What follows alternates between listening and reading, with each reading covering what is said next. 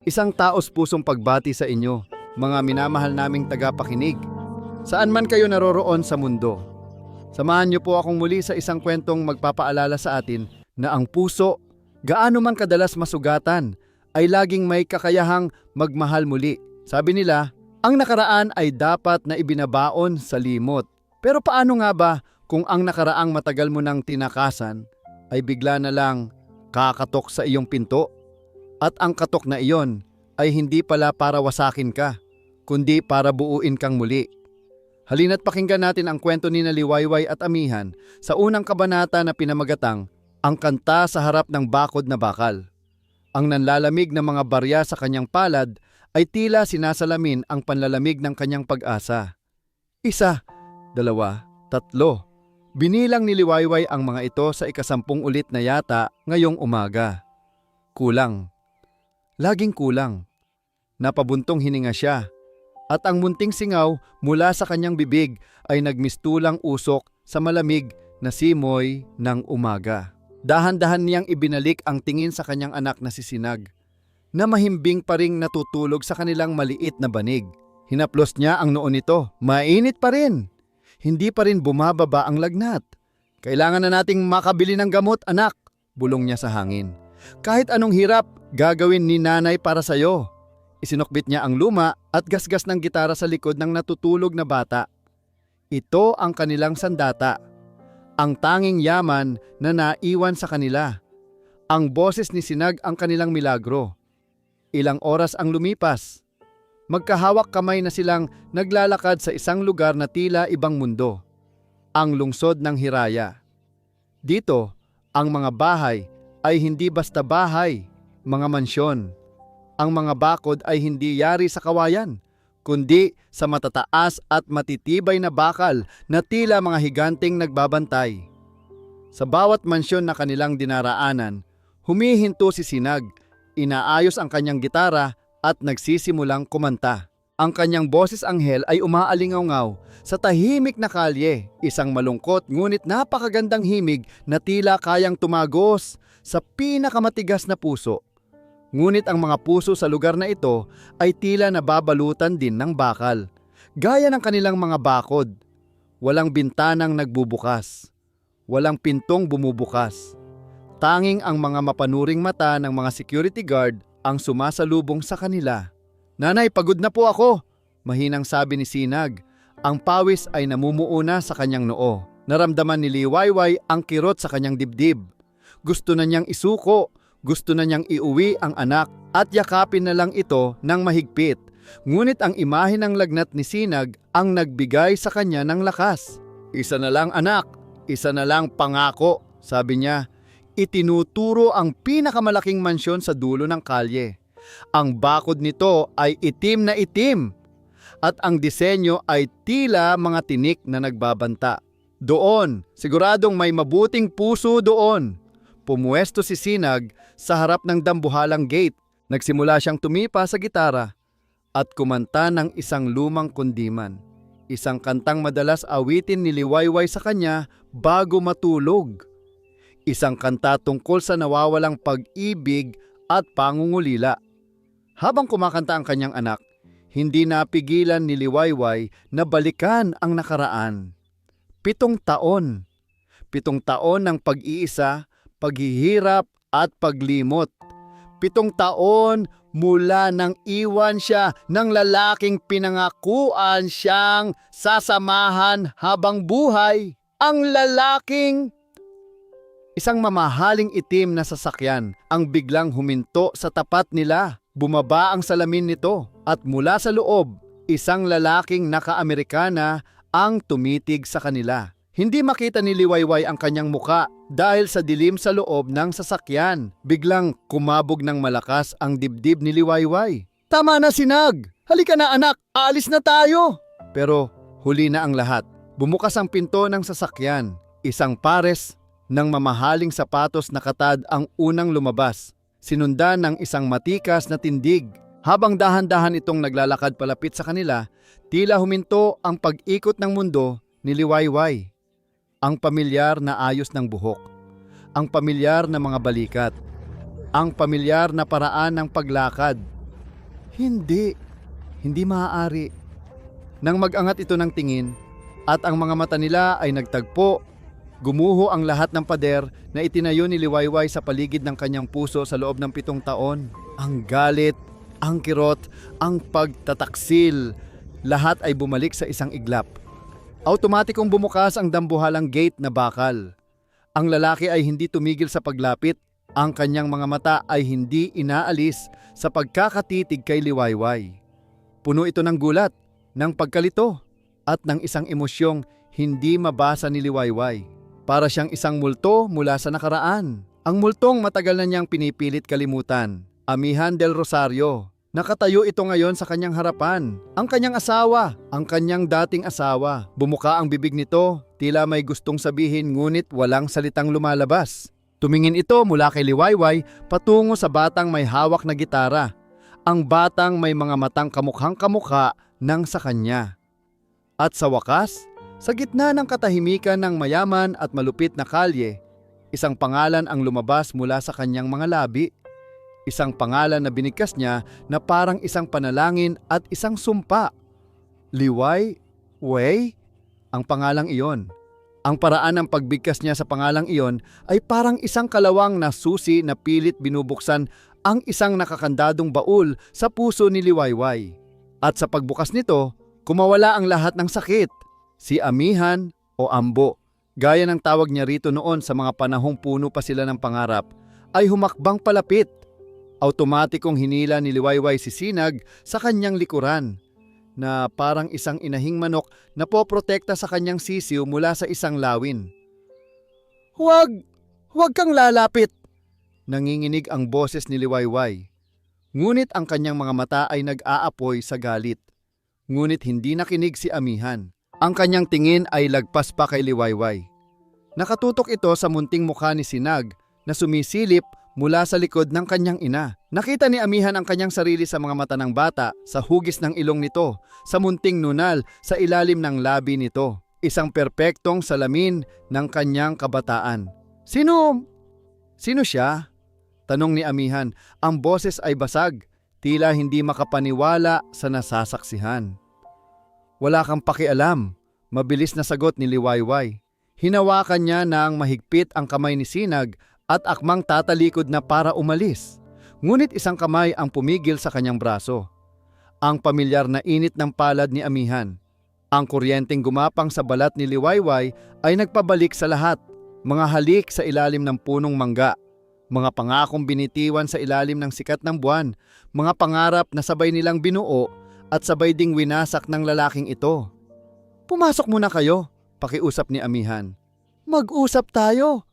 Parang awa mo na, Liway. Bago pa man makasagot si Liwayway, isang malamig at may autoridad na boses ang pumutol sa kanilang pag-uusap. Amihan, ano ang ibig sabihin ng eskandalong ito sa harap ng ating pamamahay? Lumabas mula sa malaking pinto ng mansyon ang isang babaeng nakasuot ng eleganting bestida. Ang kanyang buhok ay perpektong nakaayos at ang kanyang mukha ay hindi maipinta. Si Doña Consuelo del Rosario, ang ina ni Amihan. Ang babaeng nagtaboy sa kanya na parang isang basahan 7 taon na ang nakalipas. Kung ang pagbabalik ni Amihan ay isang sampal, ang presensya ni Doña Consuelo ay isang suntok na nagpatumba kay Liwayway. Nawala ang pagkalito sa mukha ni Amihan at napalitan ito ng pag-aalala. Mama, pumasok po muna kayo sa loob. Ako na po ang bahala rito. Ngunit hindi natinag si Doña Consuelo. Ang kanyang matatalim na mata ay lumipat mula sa kanyang anak patungo kay Liwayway at pagkatapos ay sa batang nagtatago sa likod nito. Isang ngisi ng pang-aalipusta ang gumuhit sa kanyang mga labi. Aham, ikaw pala, sabi niya. Ang boses ay puno ng lason. Ang babaeng galing sa putikan. Akala ko ba ay hindi ka na magpapakita pa? Mukhang naubos na yata ang perang ibinigay ko sa iyo noon. Ma! Saway ni Amihan. Binaliwala siya ng kanyang ina. Naglakad ito palapit. Ang bawat hakbang ay may bigat. Huminto ito sa harap ni Liwayway at Sinag. At sino naman itong bata? Tanong niya. Tinitingnan si Sinag mula ulo hanggang paa na para bang ito ang pinakamaruming bagay na nakita niya. Huwag mong sabihin, Amihan, Huwag kang magpapaloko sa babaeng ito. Isa siyang ahas. Peke ang mga luha niyan at lason ang mga salita. Naramdaman ni Liwayway na nanginig si Sinag sa kanyang likuran. Iyon na ang huli niyang hihintayin. Ang tapakan ang kanyang pagkatao ay kaya niyang tiisin, ngunit ang idamay ang kanyang anak ay hindi. Tama na, mariing sabi ni Liwayway. Tinipon ang lahat ng natitirang lakas. Aalis na kami! Teka! Sigaw ni Amihan. Puno ng pagsusumamo ang kanyang boses.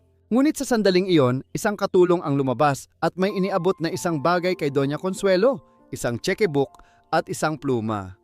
Walang alinlangang pumirma si Doña Consuelo at pinilas ang isang tseke. Inilahad niya ito sa harap ni Liwayway. Heto, sabi niya. Sapat na siguro iyan para hindi na namin makita pa ang pagmumukha ninyo. Kunin mo at maglaho na kayo. Tinitigan ni Liwayway ang tseke. Ang halagang nakasulat doon ay sapat na para bumili ng 100 boteng gamot para kay Sinag. Sapat na para hindi na sila mag-alala sa pagkain sa loob ng 1 taon. Iyon ang sagot sa lahat ng kanyang problema. Iyon din ang pinakamalaking insulto na natanggap niya sa buong buhay niya. Dahan-dahan niyang inangat ang kanyang kamay. Akala ng lahat ay kukunin niya ito.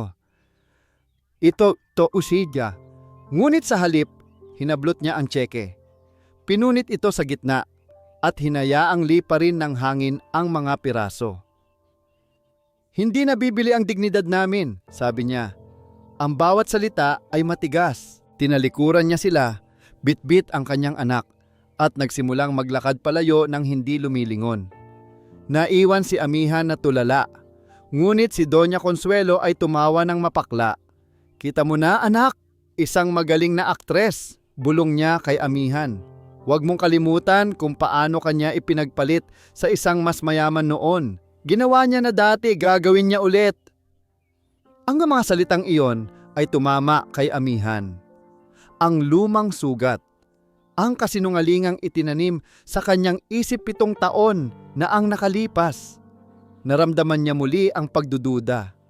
Pero habang pinagmamasdan niya ang papalayong anino ni Liwayway at ng bata, ang bata na posibleng anak niya, isang malakas na puwersa sa loob niya ang sumisigaw na mali ang lahat, na may isang malaking piraso ng kwento na hindi niya alam. Binalingan niya ang kanyang ina.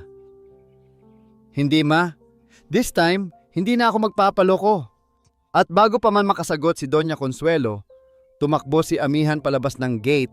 Hinahabol ang 2 taong maaaring maging susi sa katotohanan o sa tuluyang pagkawasak ng kanyang puso. Sumigaw siya ng malakas. Ang kanyang boses ay umaaling-awngaw sa buong kalye, puno ng desperasyon at determinasyon. Kailangan kong malaman ang totoo. Ang kapihan payapa. Ito ang munting santuwaryo ni Liwayway. Ang amoy ng bagong timplang kape, ang mahinang tunog ng mga mabakutsarita na tumatama sa tasa, ang mga pamilyar na mukha ng kanyang mga suki. Ito ang mga bagay na bumubuo sa payapang mundong itinayo niya para sa kanyang sarili at para kay Sinag. Ngunit ngayong araw, ang kapayapaan ay tila isang salitang banyaga. Pabalik-balik sa isip niya ang nangyari kanina. Ang mukha ni Amihan na puno ng gulat. Ang mapanlait na mga mata ni Doña Consuelo. Ang pagkapunit ng tseke. Ang kahihiyan. Hoy Liway! Ano ba yan? Natutulala ka na naman dyan. Ang sigaw ng kanyang amo, si Aling Tess, ang nagpabalik sa kanya sa realidad. Nanginginig ang kanyang kamay. Nabitawan niya ang kapeng kanyang isinisilbi. Ang mainit na likido ay kumalat sa sahig at ang tunog ng nabasag na tasa ay tila kasabay ng pagbasag ng kanyang pagkatao. Naku, pasensya na po, Aling Tess. Pasensya na po. Mabilis niyang sabi, habang dali-daling pinupulot ang mga bubog. Ano bang nangyayari sa'yo, babae ka? Bungad ni Aling Tess. Pangatlong tasa mo na yan ngayong linggo. Kung hindi ka lang maaasahan, matagal na kitang sinisante. Tumango na lang si Liwayway. Kinagat ang kanyang labi para pigilan ang mga luhang nagbabadyang tumulo. Ibabawas na naman ito sa kakarampot niyang sahod. Paano na ang gamot ni Sinag? Pagkatapos ng kanyang shift, pagod na umupo si Liwayway sa isang sulok ng kapihan, hinihintay na sunduin si Sinag mula sa daycare center. Habang nagpupuna siya ng mga mesa, Isang lalaking nakapormal na kasuotan ang pumasok. Hindi ito mukhang parokyano. May dala itong itim na briefcase at ang mga mata nito ay malamig. Umupo ito sa mesang pinakamalapit sa kanya. Ikaw ba si Liwayway Ramos? Tanong nito. Ang boses ay kalmado ngunit may diin. Tumango si Liwayway, kinakabahan. May ipinabibigay sa iyo si Doña Consuelo del Rosario, sabi ng lalaki. Inilapag ang briefcase sa mesa at binuksan ito. Sa loob, hindi pera ang laman, kundi isang folder. Inilabas nito ang ilang mga litrato at inilatag sa harap niya. Mga litrato niya, mga litratong kuha ng hindi niya alam. Habang naglalakad, habang nagtatrabaho, habang sinusundo si Sinag. Ang pinakamasaklap ay isang litrato nila ni Sinag na tumatawid sa isang abalang kalsada. Isang babala lamang ito, sabi ng lalaki. Alam ni Donya kung saan kayo nakatira. Alam niya ang bawat galaw ninyo. Ang isang aksidente ay madaling mangyari, hindi ba? Lalo na sa isang batang may sakit. Nanlamig ang buong katawan ni Liwayay. Ito ay hindi na isang insulto. Ito ay isang pagbabanta. Isang direktang pagbabanta sa buhay ng kanyang anak. Ano? Ano ang gusto ninyo? Nanginginig niyang tanong. Simple lang, sagot ng lalaki. Ibinalik ang mga litrato sa folder. Umalis kayo sa siyudad na ito. Pumunta kayo sa lugar kung saan hindi na kayo muling makikita pa ni Ginoong Amihan. Bibigyan kayo ni Donya ng sapat na pera para magsimula muli. Isipin mo itong isang alok na hindi mo matatanggihan. Tumayo ang lalaki, isinara ang briefcase at nag-iwan ng isang calling card sa mesa. May 3 araw ka para magdesisyon. Tawagan mo ako. At saka ito umalis na, parang walang nangyari. Naiwang tulala si Liwayway, nanginginig sa takot at galit. Napatingin siya sa orasan. Oras na para sunduin si Sinag. Ang kanyang sinag. Ang kanyang buhay. Hindi niya hahayaang may mangyaring masama rito. Nang papalabas na siya ng pinto, isang pamilyar na boses ang muling nagpatigil sa kanyang mundo. Liway. Nandun si Amihan, nakatayo sa labas ng kapihan. Ang mukha ay gusot. Halatang hinanap siya kung saan-saan. Umalis ka na! Walang emosyon niyang sabi. Hindi tumitingin dito. Hindi ako aalis hanggat hindi tayo nag-uusap. Giit ni Amihan. Liway, yung bata, kailangan kong malaman. Biglang bumukas ang pinto ng opisina ni Aling Tess. Liwayway, sino yang kausap mo? Halika rito, may pag-uusapan tayo tungkol sa mga nabasag mong tasa. Ito na ang pagkakataon ni Liwayway. Ang kahihiyan, ang pagod, ang takot, lahat ay nagsama-sama. Hinarap niya si Amihan, ang kanyang mga mata ay blangko. Nakikita mo ba ito? Ito ang buhay ko, isang buhay na masaya na sana, isang buhay na payapa sana hanggang sa bumalik ka. Kaya parang awa mo na, Amihan. Lubayan mo na kami. Tinalikuran niya ito at pumasok sa opisina ng kanyang amo. Ngunit nakasunod pa rin si Amihan. Nakita niya ang bawat paninermon ni Aling Tess kay Liwayway. Nakita niya ang pagyuko ng ulo nito. Nakita niya ang sakit sa mga mata nito. Hindi na niya natiis. Pumasok siya sa opisina. Magkano po ang lahat ng nabasag niya? Ako na po ang magbabayad. Sabi ni Amihan, inilalabas ang kanyang wallet. Nagulat si Aling Tess. Ngunit mas nagulat si Liwayway. Hindi, wag mong gawin yan. Gagawin ko, matigas na sabi ni Amihan. Hindi inaalis ang tingin kay Liwayway. Ang kanyang mga mata ay puno ng sakit at determinasyon. Gagawin ko ang lahat, pero may isang bagay lang akong kailangan mula sa iyo. Lumapit siya kay Liwayway.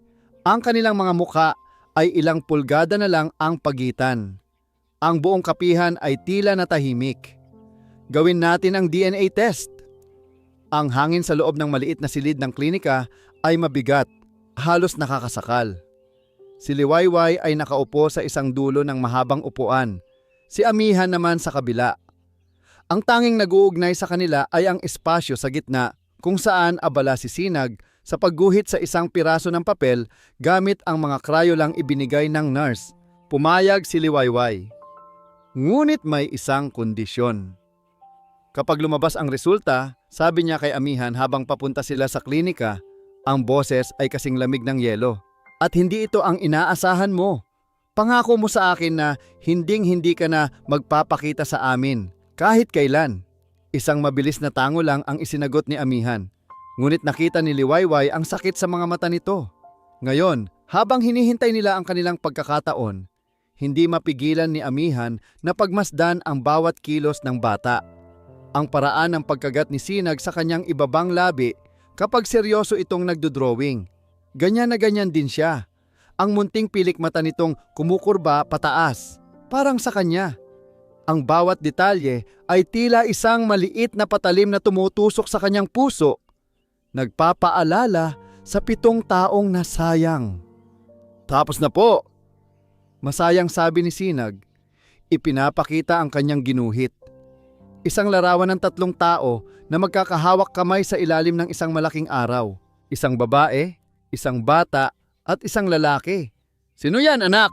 Tanong ni Liwayway. Pilit nang ngumingiti. Si nanay po, ako, tapos po. Siya, sagot ni Sinag, nahihiyang itinuturo si amihan. Kamukha niya po kasi yung papa sa mga napapanood ko sa TV.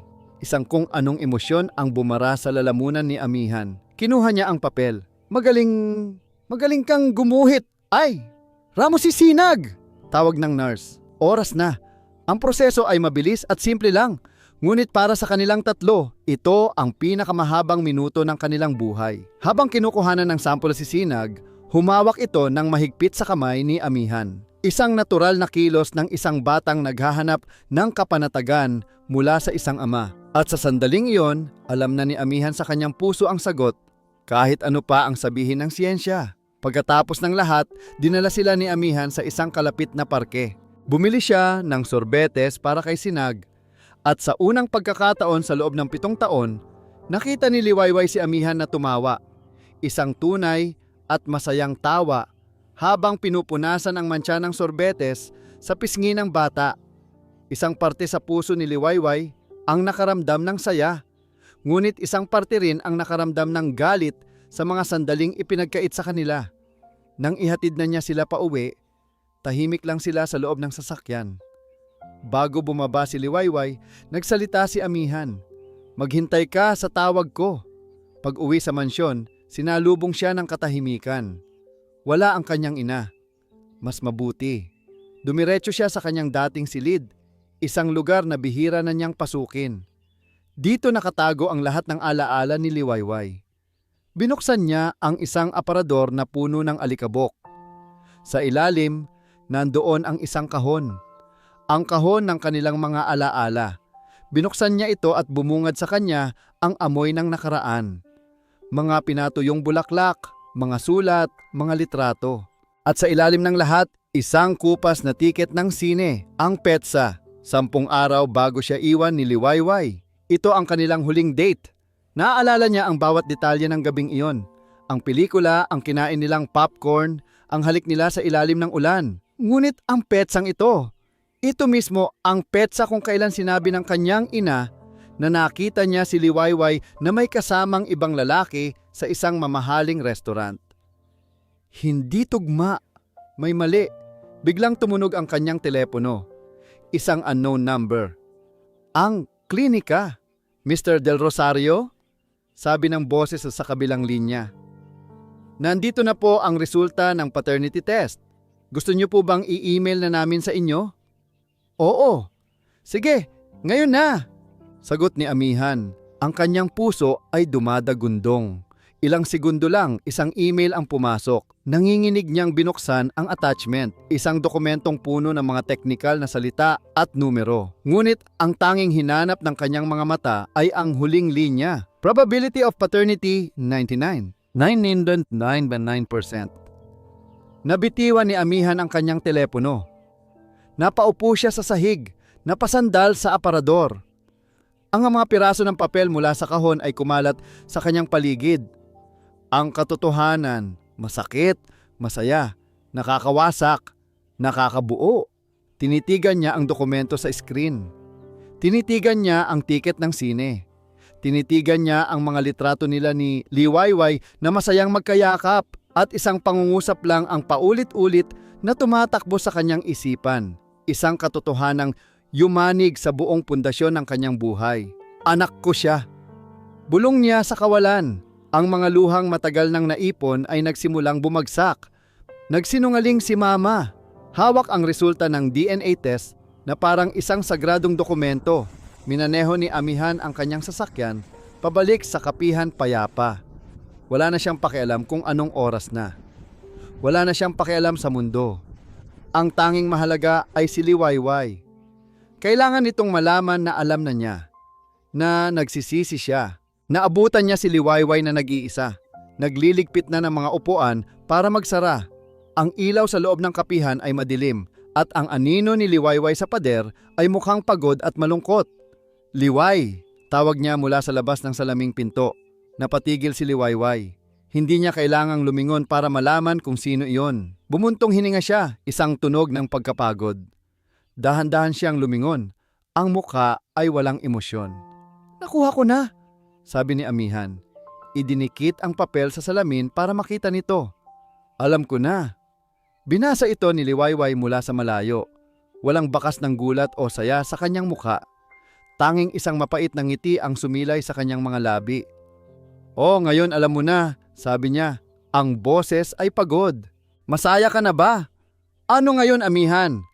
Mababago ba niyan ang 7 taon na mag-isa kong pinalaki ang anak natin?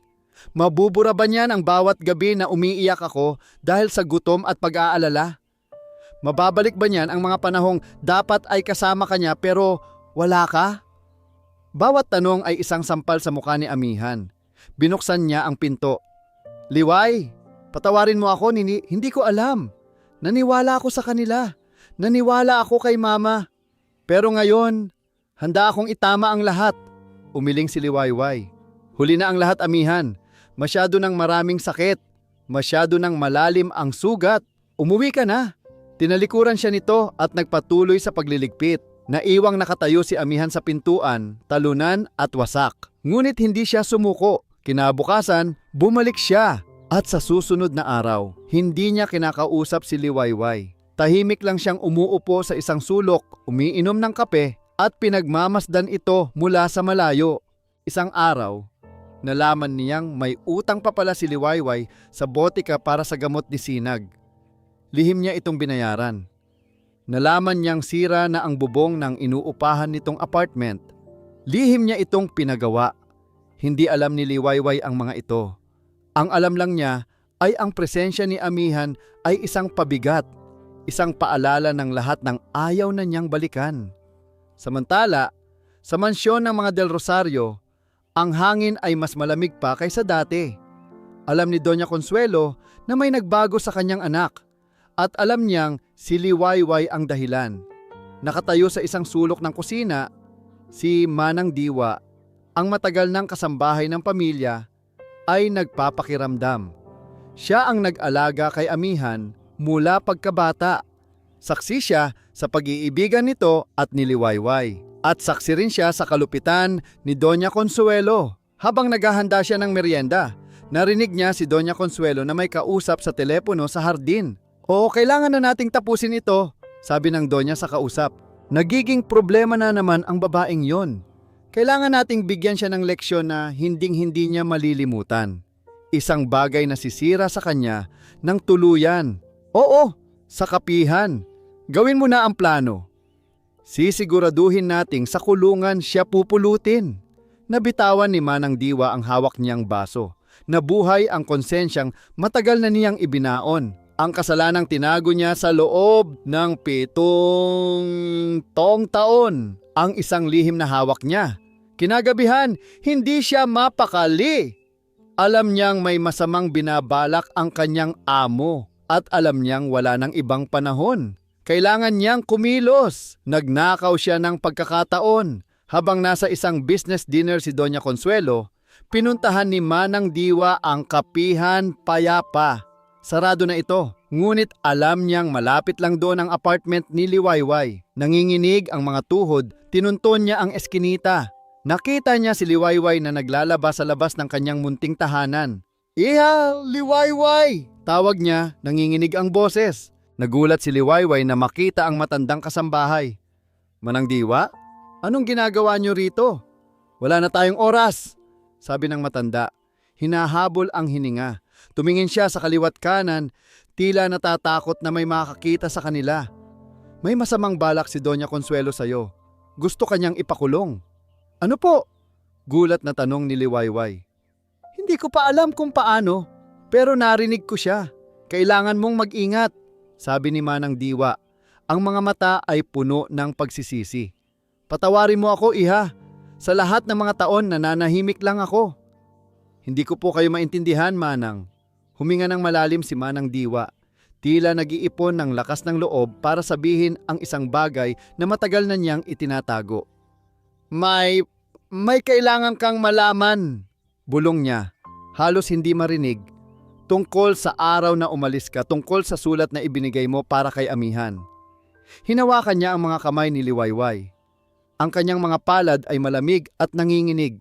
Mag-ingat ka, Iha. May sulat na hindi mo natanggap. Mula sa bintana ng kanyang marangyang opisina sa tuktok ng Del Rosario Tower, pinagmasdan ni Doña Consuelo ang mga ilaw ng lungsod ng hiraya sa ibaba. Ang bawat kumikinang na tuldok ay parang isang bituin na abot kamay niya. Isang testamento sa kapangyarihan at yaman na pinaghirapan niyang itayo at protektahan. Ngunit ang lahat ng iyon ay isang ilusyon. Sa ibabaw ng kanyang mesa na gawa sa mahogany, nakakalat ang mga dokumento na nagsasabi ng isang mapait na katotohanan. Ang Del Rosario Corporation, ang imperyong minana nila, ay palubog.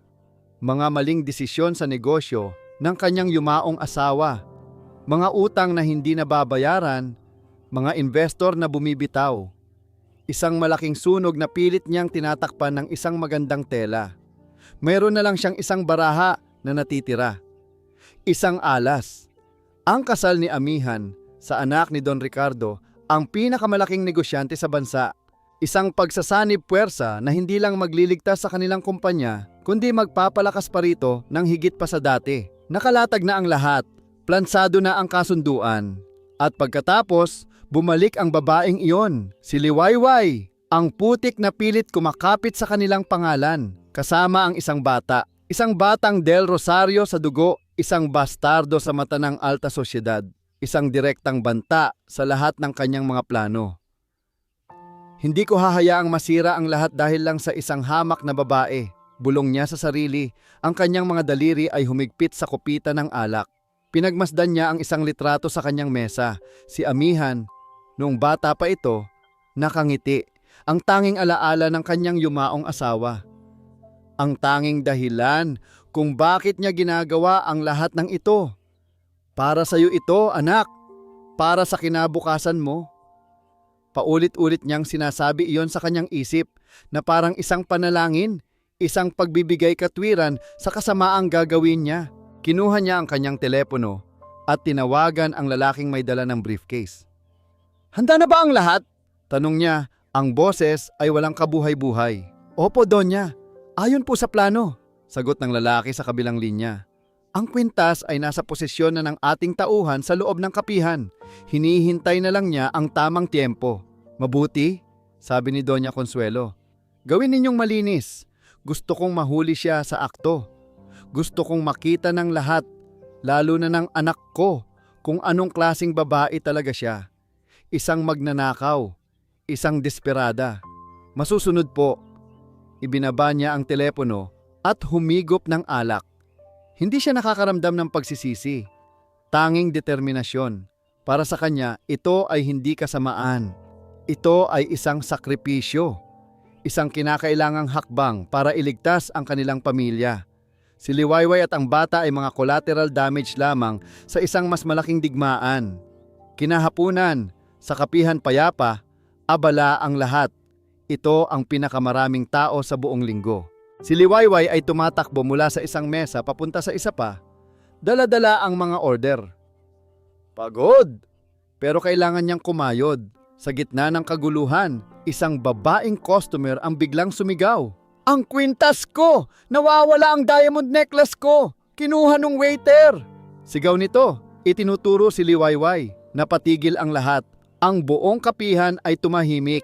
Lahat ng mata ay napunta kay Liwayway. Ano po? Hindi po ako. Wala po akong kinukuha. Nanginginig na sabi ni Liwayway. Huwag kang magsinungaling, sigaw ng babae. Nang ilapag mo ang kape ko, nakita kitang sinulyapan ang kwintas ko. Ikaw lang ang lumapit sa mesa ko. Dumating si Aling Tess, ang amo ni Liwayway. Anong nangyayari dito? Ninanakawan ako ng empleyado mo. Hindi po totoo yan! Depensa ni Liwayway, ang mga luha ay naguunahan na sa pagpatak. Kung hindi totoo, ipakita mo ang laman ng bulsa mo. Hamon ng babae. Walang pag-aalinlangan, inilabas ni Liwayway ang laman ng kanyang bulsa. Ilang barya, isang panyo, walang kwintas. Ngunit ang babae ay hindi nagpatinag. Sa bag mo! Tiyak na nasa bag mo! Sa utos ni Aling Tess at sa pamimilit ng mga tao, walang nagawa si Liwayway kundi kunin ang kanyang lumang bag mula sa locker ng mga empleyado. Nanginginig niyang ibinuhos ang laman nito sa isang mesa. Isang suklay, isang lumang lipstick, ang wallet niyang halos walang laman at isang kumikinang na kwintas na diamante. Tumunog ang mga bulungan. Ang mga tingin ng pagdududa ay naging tingin ng pagkumpirma. Magnanakaw, sigaw ng isang customer. Kaya pala mukhang kawawa para makapambiktima, sabi ng isa pa. Napatulala si Liwayway. Paanong nangyari iyon? At sa gitna ng lahat ng kaguluhan, sa gitna ng lahat ng akusasyon, isang tao ang pumasok sa pinto ng kapihan, naakit ng ingay. Si Amihan. Nakita niya ang eksena. Si Liwayway umiiyak sa gitna ng mga taong humuhusga sa kanya. Ang kumikinang na kwintas sa ibabaw ng mesa. Ang mukha ni Liwayway na puno ng desperasyon at pagkalito. Ang kanilang mga mata ay muling nagtagpo. Ngunit sa pagkakataong ito, ang nakita ni Liwayway sa mga mata ni Amihan ay hindi lang sakit. Nakita niya ang isang bagay na mas masakit pa kaysa sa anumang pisikal na pananakit, pagdududa. At sa gitna ng lahat, habang ang mundo niya ay gumuho sa pangalawang pagkakataon, isang sigaw ang kumawala mula sa lalamunan ni Liwayway. Isang sigaw na puno ng lahat ng sakit at kawalan ng pag-asa. Hindi ako magnanakaw, Amihan. Maniwala ka sa akin! Ang salitang maniwala ka sa akin ay lumabas sa bibig ni Liwayway na parang isang huling hininga, isang huling pakiusap sa isang mundong bingi. Ngunit ang nakita niyang pag-aalinlangan sa mga mata ni Amihan ay mas matalas pa sa bubog ng tasang nabasag niya kahapon. Iyon ang pumatay sa huling piraso ng pag-asa sa kanyang puso. Dumating ang mga pulis. Ang mga tanong ay walang katapusan. Ang mga mapanghusgang tingin ay tila mga karayom na tumutusok sa kanyang buong pagkatao. Dinala siya sa presinto. Ang bawat hakbang palayo sa kapihan ay isang hakbang palayo sa buhay na pilit niyang binuo. Sa loob ng malamig at masikip na selda, umupo si Liwayway sa isang sulok. Niyakap ang kanyang mga tuhod. Dito, sa gitna ng katahimikan, bumuhos ang lahat ng luhang pinigilan niya. Hindi siya umiiyak dahil sa akusasyon. Umiiyak siya dahil sa pagod. Pagod na siyang lumaban. Pagod na siyang maging malakas. Pagod na siyang patunayan ang kanyang sarili sa isang mundong walang ginawa kundi tapakan siya. Naisip niya si Sinag. Sino ang susundo sa kanyang anak? Sino ang magpapakain dito ngayong gabi? Ang pag-aalalang iyon ay mas masakit pa kaysa sa rehas na bakal na nakapaligid sa kanya. Ilang oras ang lumipas, isang pulis ang nagbukas ng selda. Ramos, may piyansa ka na. Paglabas niya, nakita niya si Amihan, nakatayo sa dulo ng pasilyo.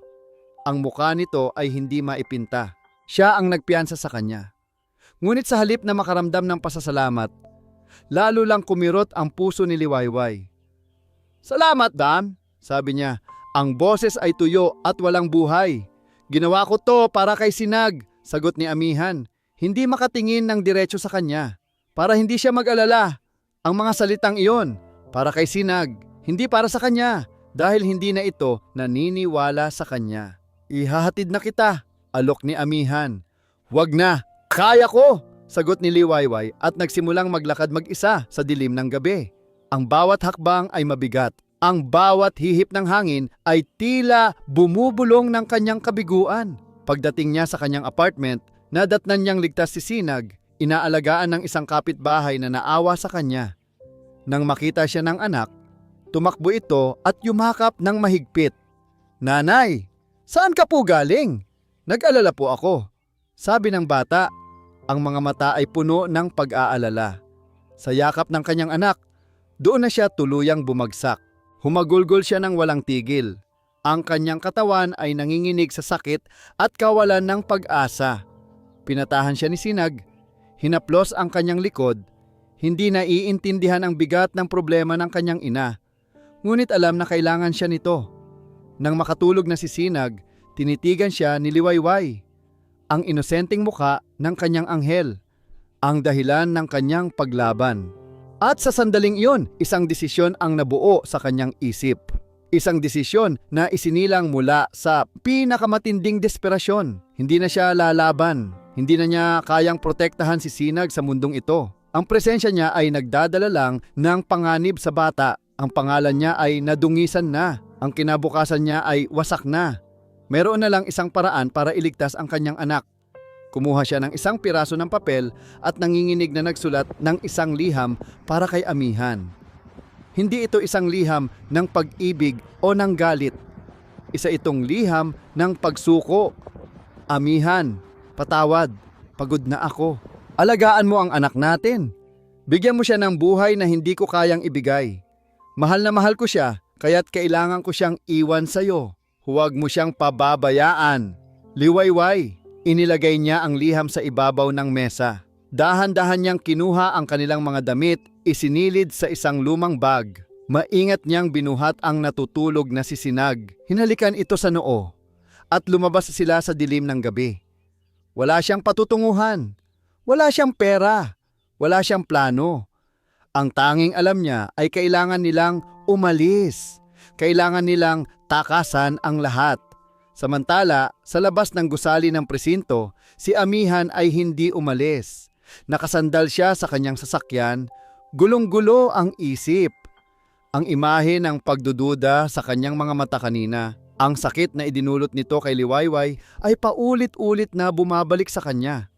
Oo, nagduda siya. Pero isang sandali lang yon. Ngayon, sa kanyang puso, alam niyang imposible. Imposibleng gawin yon ni Liwayway. May mali, may naglaro sa kanila. At alam na niya kung sino. Akmang papasok na siya sa sasakyan para puntahan si Liwayway at humingi ng tawad nang may isang anino ang lumapit sa kanya. Si Manang Diwa. "Senyorito," sabi ng matanda, hingal na hingal, halatang tumakbo. Ang mukha nito ay puno ng takot at pag-apura. "Kailangan nating magmadali. Aalis na siya bago pa mahuli ang lahat." "Manang, anong sinasabi niyo?" Hindi sumagot si Manang Diwa. Hinawakan niya ang braso ni Amihan. Ang kanyang mga mata ay nagmamakaawa, puno ng isang sikretong handa ng sumabog. "Senyorito, kung mahal mo pa siya, kung may natitira pang pagmamahal diyan sa puso mo para sa kanya, may kailangan kang makita ngayon na." Sinundan ni Amihan si Manang Diwa. Ang kanyang puso ay kumakabog na parang tambol sa isang digmaan. Hindi niya alam kung ano ang aasahan, ngunit ang pagkaapurahan sa mukha ng matanda ay nagsasabing ito ay isang bagay na babago sa lahat. Dinala siya nito hindi sa sala o sa kusina, kundi sa isang maliit at halos nakalimutan ng silid sa likod ng mansyon. Ang dating silid ng mga katulong na ngayon ay bodega na lang. Dito, sa ilalim ng isang tumpok ng mga lumang kumot, kinuha ni Manang Diwa ang isang kalawangin at kinakalawang na kahon na bakal. "Ano yan, Manang?" tanong ni Amihan. Naguguluhan. Nanginginig ang mga kamay ng matanda habang binubuksan ang kahon. 7 taon. 7 taon kong itinago ito, senyorito. 7 taon akong binalot ng takot at ng konsensya. Sabi niya, ang boses ay basag. Inilabas niya ang 2 bagay mula sa kahon. Ang una ay isang piraso ng papel, naninilaw na at tila babasagin sa katagalan. Isang sulat. Ito ang totoong sulat na iniwan sa akin ni Liwayway para ibigay sa iyo, sabi ni Manang Diwa. Ang sulat na pinalitan ng iyong ina. Kinuha ito ni Amihan. Pamilyar ang sulat kamay, ang eleganting pagkakasulat ni Liwayway. Dahan-dahan niya itong binuklat. Ambo, mahal ko. Hindi ko alam kung paano sisimulan. Galit ang nanay mo. Gusto niya tayong paghiwalayin. Pero huwag kang mag-alala, hindi ako susuko. Lalaban ako para sa atin. Para sa pamilya natin. At para sa munting anghel dito sa sinapupunan ko. Magkakaroon na tayo ng anak, mahal ko. Magiging tatay ka na. Hintayin mo ako, babalik ako. Mahal na mahal kita. Liwayway. Bawat salita ay isang punyal na bumaon ng malalim sa puso ni Amihan. Ang anak, alam na pala ni Liwayway noon pa at hindi siya iniwan. Lalaban dapat siya. Hihintayin dapat siya. Gumuho ang mundo ni Amihan. Ang kasinungalingang pinaniwalaan niya sa loob ng 7 taon na ipinagpalit siya ni Liwayway sa pera ay nadurog na parang abo. Bakit? Bakit ngayon niyo lang sinabi, Manang? Tanong niya. Ang boses ay puno ng sakit at hindi kapanipaniwalang galit. Dahil sa takot, senyorito, umiiyak na sagot ng matanda. At dahil dito, inabot niya ang pangalawang bagay. Isang luma at maliit na tape recorder. Aksidente ko itong naiwan sa ilalim ng mesa sa hardin noon, paliwanag ni Manang Diwa. Nai-record nito ang pag-uusap nila. Nanginginig ang mga kamay ni Amihan habang pinipindot ang play button. Isang kaluskos at pagkatapos, ang boses ng kanyang ina, malamig at walang awa. Boses ni Doña Consuelo sa recording. Siguraduhin mong hindi makakarating kay Amihan ang sulat na, yan, itapon mo, ito ang ipapalit mo. Isang sulat na nagsasabing sumama na siya sa ibang lalaki at kailangan niya ng pera. Malinaw? Boses ng isang lalaki. Opo, Donya. Boses ni Doña Consuelo. At yung babaeng yan, bigyan mo ng pera, itaboy mo. Sabihin mong si Amihan na mismo ang nag-utos. Sabihin mong mas pinili ng anak ko ang yaman kaysa sa isang hamak na katulad niya. Gusto kong madurog siya. Gusto kong isumpa niya ang anak ko habang buhay. Pinatay ni Amihan ang recorder. Ang katahimikan sa silid ay nakakabingi. Ang sakit sa kanyang dibdib ay napalitan ng isang nag-aapoy na galit. Isang galit na hindi pa niya naramdaman sa buong buhay niya. Galit sa kanyang ina. At higit sa lahat, galit sa kanyang sarili. Sa kanyang katangahan. Sa kanyang kahinaan. Sa gitna ng kanyang pagguho, tumunog ang kanyang telepono. Isang mensahe mula sa isa sa mga tauhan niya na inutusan niyang bantayan si Liwayway. Ang laman ng mensahe, isang litrato ng liham ng pamamaalam na iniwan ni Liwayway sa mesa nito. Binasa niya ito, alagaan mo ang anak natin. Iyon na, ang huling patak na nagpaapaw sa lahat. Tumayo siya, ang kanyang mga mata ay namumula sa pinaghalong luha at galit. Hawak niya sa isang kamay ang sulat ni Liwayway at sa kabila ay ang tape recorder, ang ebidensya, ang katotohanan, ang kanyang sandata. Tumingin siya kay Manang Diwa. Salamat, Manang, utang ko sa inyo ang buhay ko. Dumaan siya sa mansyon na parang isang bagyo. Hindi pinapansin ang tawag ng mga katulong. Sumakay siya sa kanyang sasakyan at pinaharurot ito, papunta sa Benxi. Kailangan niyang maabutan sila. Habang nagmamaneho, isang sigaw ang kumawala mula sa kaibuturan ng kanyang kaluluwa. Isang sigaw ng isang taong nawalan ng lahat. Ngunit sa wakas ay natagpuan ang lakas para bawiin ang mga ito. Hindi sila aalis. Babawiin ko sila. Ang conference room ng Del Rosario Corporation ay puno ng mga pinakamakapangyarihang tao sa mundo ng negosyo. Lahat sila ay nakikinig ng mabuti sa presentasyon ni Doña Consuelo. Sa screen sa likod niya, isang larawan ni Amihan at ni Senyorita Isabela, ang magandang anak ni Don Ricardo.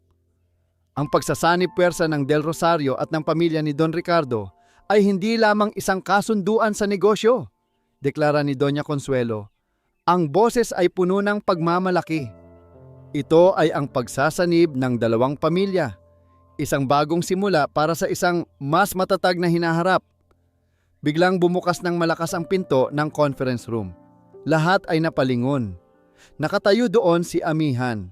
Ang kanyang damit ay gusot, ang kanyang buhok ay magulo, at ang kanyang mga mata ay nag-aapoy sa isang apoy na hindi pa nakikita ng sinuman sa kanya dati.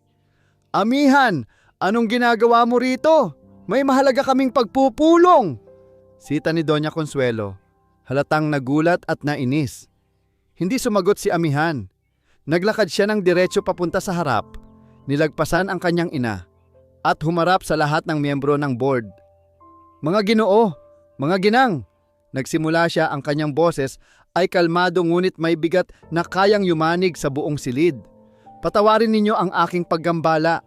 Ngunit bago ninyo ipagpatuloy ang planong ito, mayroon lang akong isang bagay na kailangan ninyong marinig. Inilabas niya ang maliit na tape recorder. Anak! Ano ba yan? Itigil mo yan! Sigaw ni Doña Consuelo. Sinusubukang agawin ito, ngunit huli na ang lahat.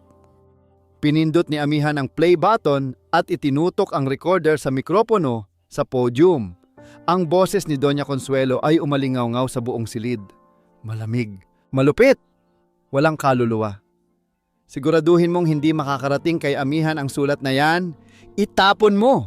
Sabihin mong mas pinili ng anak ko ang yaman kaysa sa isang hamak na katulad niya. Gusto kong madurog siya. Gusto kong isumpa niya ang anak ko habang buhay. Isang nakakabinging katahimikan ang bumalot sa conference room. Ang mukha ni Don Ricardo ay nag-iba ng kulay. Ang mga miyembro ng board ay hindi makapaniwalang nakatingin kay Doña Consuelo, na ngayon ay namumutla na parang isang multo. Ang kanyang maskara ng dignidad at kapangyarihan ay tuluyan ng nabakbak. Inilalantad ang kasuklam-suklam na katotohanan sa ilalim nito. Ang babaeng tinutukoy ng aking ina. Nagpatuloy si Amihan. Ang boses ay nanginginig sa pinipigilang emosyon. Ay ang asawa ko, ang ina ng aking anak. Ang babaeng sinira niya ang buhay dahil sa kasakiman. Humarap siya sa kanyang ina. Ang kanyang mga mata ay puno ng sakit at pagkadismaya. Tapos na ma, tapos na ang lahat ng kasinungalingan ninyo. Tumingin siya pabalik sa board. Ibinibitiw ko ang lahat ng aking karapatan sa kumpanyang ito. Hindi ko kayang maging parte ng isang imperyong itinayo sa panloloko at kasamaan. Pagkasabi noon, tinalikuran niya ang lahat. Ang gulat na mukha ng mga negosyante. Ang nagmamakaawang tingin ng kanyang ina. Ang yaman at kapangyarihan. Wala na siyang pakialam sa mga iyon. Isa lang ang nasa isip niya. POV shift, liwayway. Ang terminal ng bus ay maingay at magulo. Mahigpit ang yakap ni Liwayway kay Sinag na mahimbing na natutulog sa kanyang mga braso. Bawat anunsyo ng paparating na bus ay nagpapakaba sa kanya. Aling bus ang sasakyan nila? Saan sila pupunta? Hindi niya alam. Liwayway! Isang sigaw ang nagpatigil sa kanya. Isang boses na kilalang kilala niya. Nilingon niya. Tumakbo palapit sa kanila si Amihan, hingal na hingal. Napatayo si Liwayway, handang tumakbo, handang itago ang kanyang anak. Ngunit hindi siya hinabol ni Amihan. Huminto ito ilang talampakan mula sa kanila. At sa harap ng lahat ng tao sa terminal, dahan-dahan itong lumuhod. Napatigil ang mga tao sa paligid. Ang kanilang mga mata ay napunta sa eksena. Si Amihan, ang mayaman at makapangyarihang Amihan del Rosario, ay nakaluhod sa maruming sahig ng isang terminal ng bus. Sa harap ng isang babaeng mukhang pagod at walang-wala. Ang kanyang mga mata ay puno ng luhang, hindi na niya pinigilan pa. Hindi siya nagsalita. Sa halip, dahan-dahan niyang inilabas mula sa kanyang bulsa ang isang luma at naninilaw na sulat. Ang sulat niya. Inabot niya ito kay Liwayway. Nanginginig niyang kinuha at binasa ang mga salitang isinulat niya 7 taon na ang nakalipas. Ang mga salita ng pag-asa, ng paglaban at ng pag-ibig. Nang mag-angat siya ng tingin, ang lahat ng galit at sakit na binuo niya sa loob ng maraming taon ay gumuho. Ang tanging nakikita niya ngayon ay ang lalaking minahal niya, nakaluhod, wasak at nagsisisi. At sa wakas, bumuhos din ang kanyang mga luha. Si Amihan, habang nakaluhod pa rin, ay tumingala sa kanya.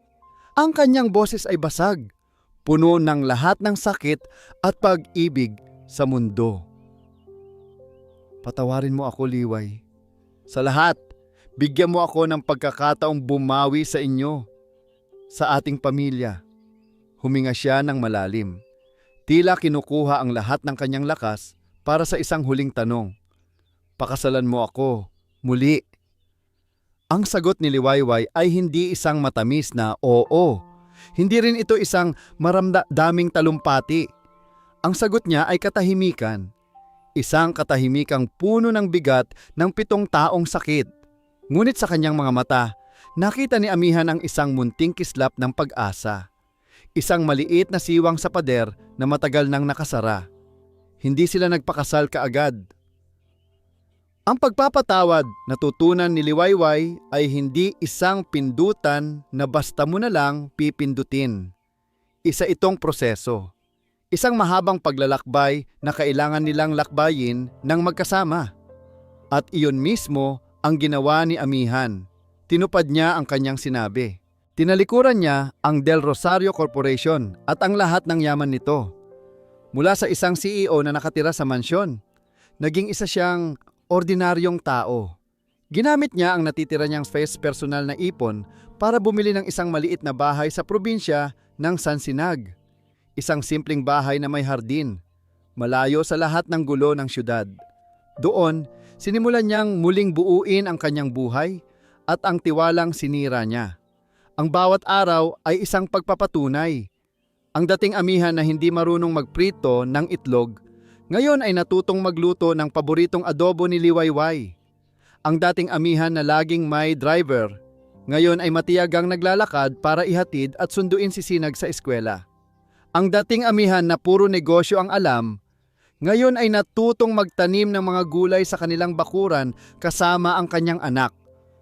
Hindi na siya si Amihan del Rosario, ang tagapagmana. Siya na lang si Ambo. Ang Ambo na minahal ni Liwayway noon.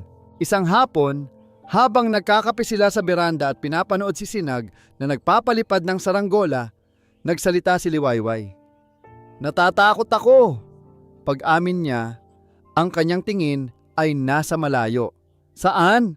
Mahinang tanong ni Amihan, hinawakan ang kanyang kamay.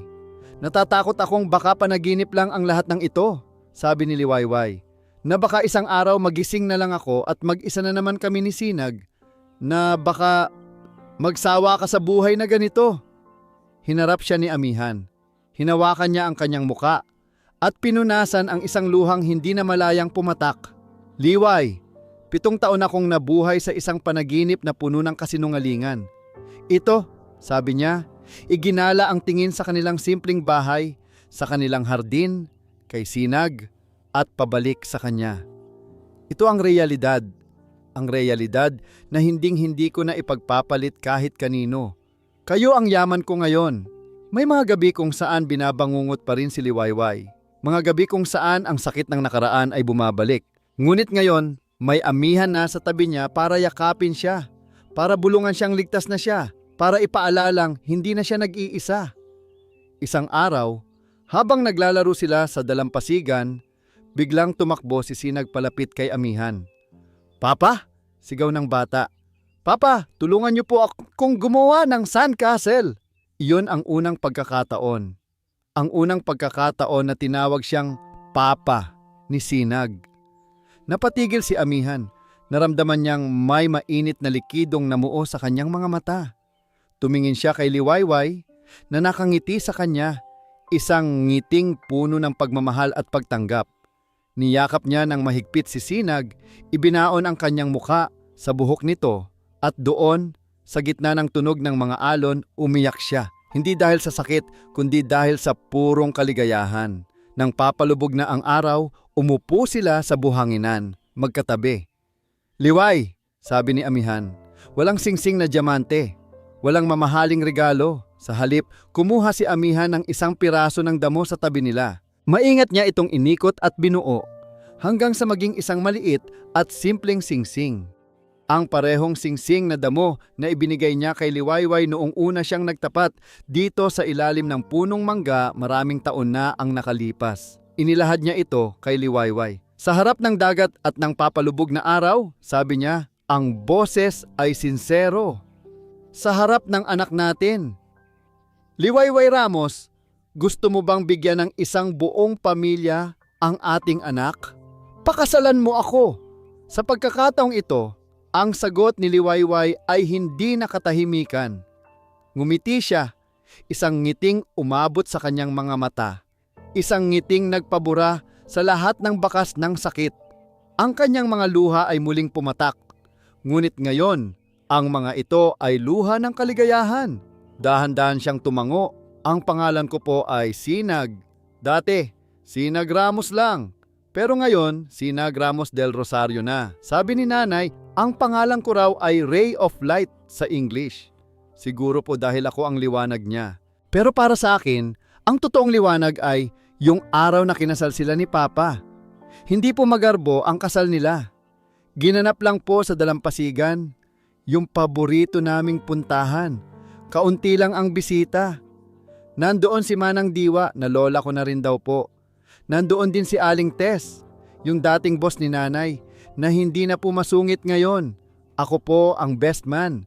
Sabi ni Papa, ako raw ang pinakagwapong best man sa buong mundo. Nakasuot po ako ng maliit na barong at may daladalang unan na may 2 singsing. Hindi na po singsing na damo, pero simple lang daw po yun, sabi ni nanay. Kasi ang mahalaga ay yung kahulugan. Habang naglalakad si nanay papunta kay Papa, ang ganda-ganda niya, nakaputing bestida lang siya at may bulaklak sa buhok. Pero para sa akin, mas maganda pa siya sa lahat ng prinsesa sa fairy tales. Umiiyak po si Papa noong nakita niya si nanay. Sabi niya, tears of joy daw po yun. Umiyak na rin po ako kasi nakakahawa pala ang tears of joy. May speech po ako. Sabi ko, salamat po Papa. Kasi dumating ka ngayon, 3 na kami sa drawing ko. Nagtawanan po sila. Pero alam kong naiintindihan nila ang ibig kong sabihin. Pagkatapos ng kasal, hindi na kami umalis sa probinsya ng Sansinag. Dito na po kami nagtayo ng aming pamilya. Nagtayo po sila nanay at papa ng isang maliit na kainan malapit sa dagat. Ang pangalan po, Kainan sa Dapit Hapon. Laging puno po ng tao kasi masarap magluto si Papa at pinakamatamis naman ang ngangiti ni nanay. Lumipas po ang ilang taon. Hindi na po ako nag-iisa sa drawing ko. Nadagdagan na po kami. Una, dumating si Tala, ang bunso kong kapatid na babae. Kamukha niya po si nanay pero ang mga mata niya ay parang mga bituin. Tapos, dumating din si Alon. Mas bata po sa akin pero mas malakas. Sabi ni Papa, para raw siyang alon sa dagat, laging malikot. Ngayon, 5 na kami sa drawing ko. Isang umaga, ginising ako ni Papa. Sinag, halika, may ipapakita ako sa'yo. Bulong niya. Dinala niya ako sa labas. Madilim pa. Umupo kami sa buhanginan sa tapat ng bahay namin. Sa mismong lugar kung saan sila kinasal ni nanay. Maya-maya lumabas na rin si nanay. Dala-dala si Tala at kasunod si Alon na kinukusot pa ang mga mata. Umupo kaming lahat sa isang malaking banig. Niyakap ako ni nanay. Niyakap ni Papa si Alon. At si Tala ay nasa gitna naming lahat. Tingnan ninyo, sabi ni nanay, itinuturo ang dulo ng dagat. Dahan-dahan, sumilip ang araw. Ang langit ay nagkaroon ng kulay kahel, tapos rosas, tapos ginto. Ang sinag nito ay tumama sa aming mga muka, mainit at puno ng pag-asa. Ang ganda, bulong ko. Anak, sabi sa akin ni Papa, ginulo ang buhok ko. Ang tawag diyan ay liwayway, ang simula ng isang bagong araw. Tumingin ako sa kanya. Tapos kay nanay. Nakatingin sila sa isa't isa at sa mga mata nila nakita ko ang lahat. Ang sakit ng nakaraan, ang saya ng kasalukuyan at ang pag-asa para sa hinaharap. Magkahawak ang kanilang mga kamay. Mahigpit na mahigpit. Hindi ko pa po naiintindihan ang lahat ng pinagdaanan nila. Pero isa lang po ang alam ko. Habang pinapanood naming 5 ang pagsikat ng araw. Habang pinapanood namin ang liwayway. Alam kong nasa tamang lugar na ako. Nasa tahanan na ako. At dito nagtatapos ang kwento nina Liwayway, Amihan at ng kanilang pamilya. Isang kwentong sinubok ng panahon, winasak ng kasinungalingan, ngunit muling binuo ng pagpapatawad at ng isang pag-ibig na hindi kailanman sumuko. Nasaksihan natin ang paglalakbay ni Liwayway. Isang babaeng dumaan sa pinakamatinding sakit at pag-iisa. Ngunit sa halip na magpatalo, Ginawa niyang kalasag ang kanyang pagiging ina at naging simbolo ng katatagan. Ipinakita niya sa atin na ang isang pusong nasugatan ay hindi nangangahulugang mahina. Sa katunayan, sa bawat paghilom, ito ay lalong tumitibay. Nakita natin ang pagbabago ni Amihan. Isang lalaking dating bilanggo ng anino ng kanyang pamilya at ng mga maling akala. Ngunit nang mamulat siya sa katotohanan, pinili niyang talikuran ang lahat ng karangyaan para sa isang bagay na mas mahalaga. Ang pagkakataong itama ang kanyang mga pagkakamali at maging isang tunay na ama at asawa. Ipinakita niya sa atin na ang tunay na lakas ay hindi nasusukat sa yaman, kundi sa tapang na aminin ang pagkakamali at sa pagsisikap na muling makuha ang tiwala ng mga taong iyong minamahal. At si Doña Consuelo? Ang kanyang imperyo ay bumagsak. Naiwan siyang mag-isa sa kanyang mansyon, napapalibutan ng yaman, ngunit hungkag ang puso. Ang kanyang kwento ay isang paalala na ang anumang itinayo sa pundasyon ng panloloko ay tiyak na guguho rin sa huli. Ang pag-ibig ni na Liwayway at Amihan ay hindi perpekto. Dumaan ito sa apoy, sa baha, sa pinakamatinding unos. Ngunit gaya ng isang bakal na idinaraan sa apoy para tumibay, ang kanilang pagsasama ay naging mas matatag dahil sa mga pagsubok. Ang kanilang istorya ay nag-iiwan sa atin ng isang mahalagang aral.